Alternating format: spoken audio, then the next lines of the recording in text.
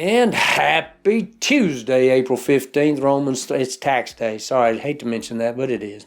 Romans 3:21-27, but now apart from the law, the righteousness of God has been manifested, being witnessed by the law and the prophets, even the righteousness of God through faith in Jesus Christ for all those who believe. For there is no distinction, for all have sinned and fall short of the glory of God, being justified as a gift by His grace through the redemption which is in Christ Jesus, whom God displayed publicly as a propitiation in His blood through faith. This was to demonstrate His righteousness, because in the forbearance of God He passed over the sins previously committed for the demonstration, I say, of His righteousness at the present time, that He might be just and the justifier of the one who has faith in Jesus. Where then is boasting? It is excluded. By what kind of law? Of works? No, but by a law of faith. God's righteousness is on display. The righteousness of God is, as it says in the text, manifested.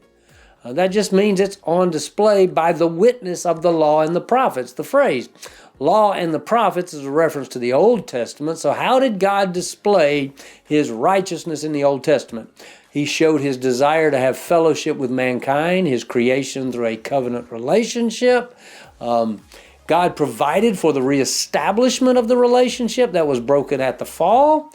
The holy and righteous God sought to provide a way for broken, fallen, sinful man to enter into an intimacy with his Creator. The provision had to make a way for redemption and cleansing from sin. God displayed His righteousness by desiring fellowship with mankind. A holy God doesn't need fallen man. But righteousness on display wants for man to have a relationship with God. He wants to make us whole, and that's righteousness. I'll see you tomorrow.